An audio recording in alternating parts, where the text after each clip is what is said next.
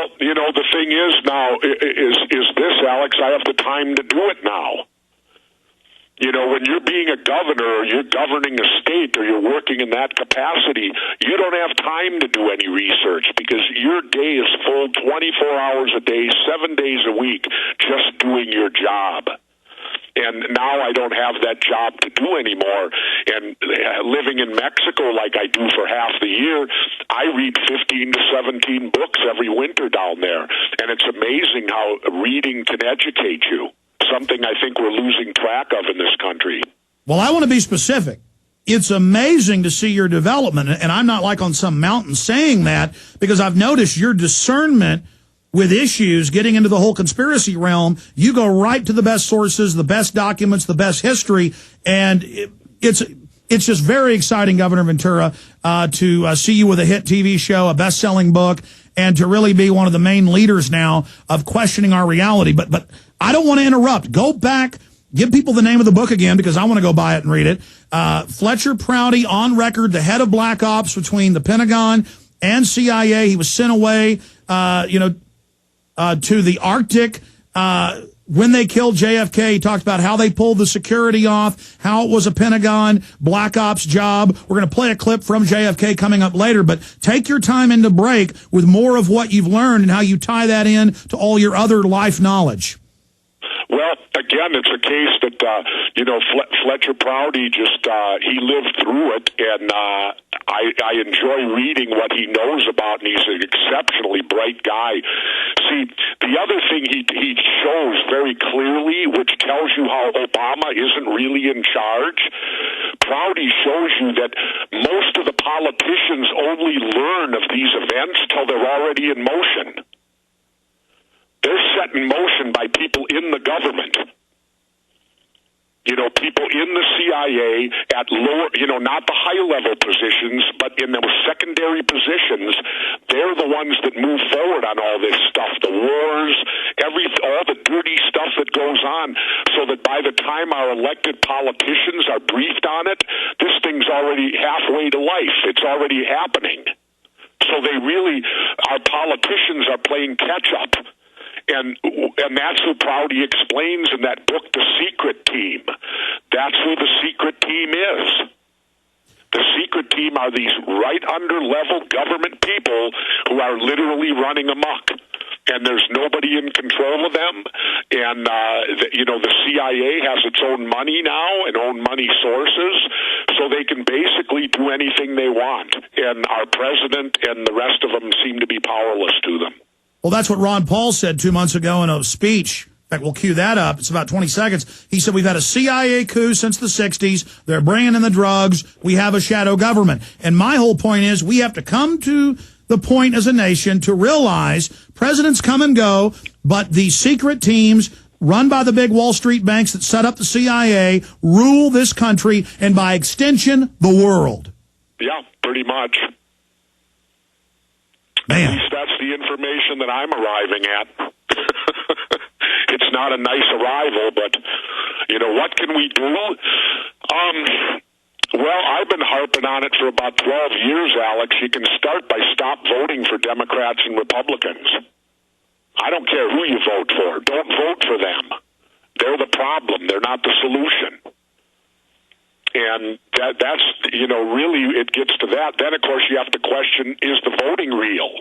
Because with these electronic voting machines, they can be hacked into, so you've got to question whether your votes are actually legitimate even in this country anymore. Exactly.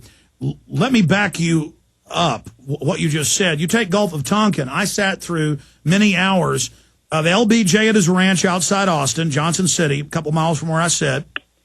And McNamara is telling him what to do and telling him they just staged the Gulf of Tonkin and that this is what he's going to say at a press conference tomorrow.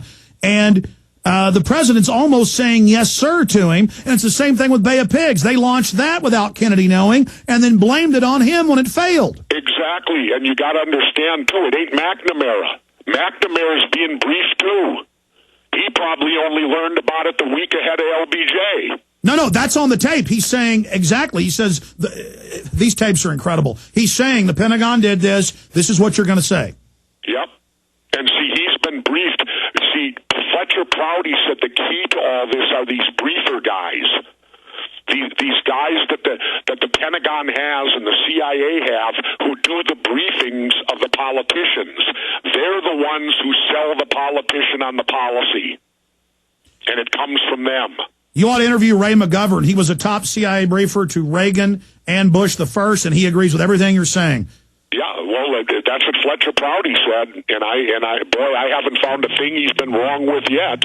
No, it's all accurate. Incredible. Jesse Ventura, always wise, always informed, but just to know that he is really on the fast track to the key to planetary control. It's all staged. In the past it was. There is a split between Russia now, it appears. But in the past, all rigged, two empires carving up the world. We'll be right back with Governor Jesse Ventura. You know, I wish people could hear our behind-the-scenes discussions. Governor Jesse Ventura is our guest. Jesse, you're always a serious guy, but lately you have really seemed happy. Why are you so happy? Mexico does that to me, Alex.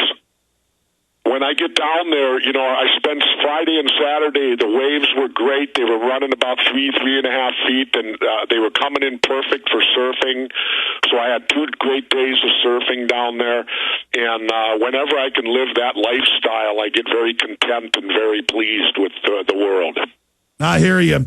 And first you had the tsunami and then the earthquake, but no problems. No, I didn't even feel the earthquake. The earthquake happened way up by Mexicali, which is right on the border of Mexico and California. Oh, I do want to, here's one thing when we talk that, Alex, that I want to put word out to people on. Please allow me to do it here. Everyone out there that knows anyone in the state of California, please encourage them this fall to vote for the legalization of marijuana. It's going to be on the ballot in California, full legalization to where marijuana will be treated like alcohol and tobacco. And the reason I'm pleading with people to support this is to stop the carnage at the border. Alex, it's awful. 17,000 people have died on the Mexican-U.S. border just in the last year. I know. It's a war zone. It's a war zone, and we can end it. We can end it by simply legalizing. Because that puts the cartels out of business. They have nothing to sell then. But that's common sense. All these fake conservatives say that's of the devil. Meanwhile, the CIA wants to keep all the drugs illegal, so they have an excuse to put people in prison and so they can launder the money. Exactly. But see, we've got it. Here's a chance where we've got it in the palm of our hand, Alex. If the election's legitimate out in California, the people out there can vote for the first step. Full legalization of marijuana. And I think if you see California do it, it'll go like wildfire right across the country. Absolutely. So you heard it here, folks. Vote for the decriminalization, legalization of marijuana in California. Here's a Reuters article. NATO rejects Russian call for Afghan poppy spraying. NATO Wednesday rejected Russian calls for it to eradicate opium poppy fields in Afghanistan, saying the best way for Moscow to help control the drug would be to give more assistance against the insurgency. Then I was listening to BBC a few months ago, and they were admitting that the U.S. protects the opium to be friends with the locals, and it's up more than 12 times what it was 9 years ago, and there's opium flooding the world right now. What's your take on government drug dealing and that they're openly protecting the poppy fields? Well, you know, look at it this way, Alex. The major banks, the international banks of the world, where do you think all that money there's millions and billions of dollars for the heroin trade gets laundered through? And look at the timing of it. The Wall Street crash happened right at the time the Taliban put the poppy growers out of business. Yep.